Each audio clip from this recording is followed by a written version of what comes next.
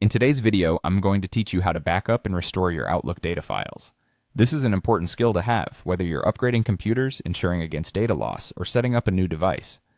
So let's dive right in and make sure your information is safe and sound.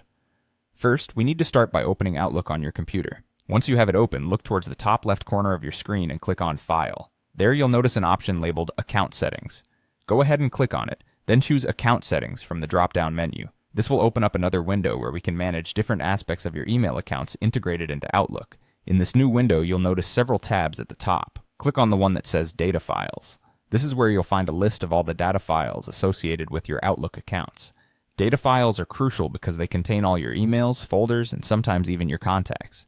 Now select your account from this list and click the button that says Open File Location. This action will take you directly to where these files are saved on your computer. Once you're there, you'll notice a couple of different types of files. The ones we're interested in are the .pst files. Think of these as your personal mailbox backup. Unlike the .tost files, which are offline copies of your Exchange emails and are auto-generated, the .pst files are what you need to focus on for the backup process. Now that you've located the .pst file, let's get it copied. Before proceeding with this step, it's essential to ensure that Outlook is completely closed. Leaving Outlook open can prevent us from copying the file correctly. Once Outlook is closed, right-click on your .pst file and select Copy. At this stage, you need to decide where you want to back up your file. It's best to choose a secure location, so you might want to save it to an external hard drive, a USB flash drive, or even to a cloud storage service like OneDrive or Google Drive. These are reliable options and can provide that extra layer of security and accessibility in case your computer is ever damaged or lost.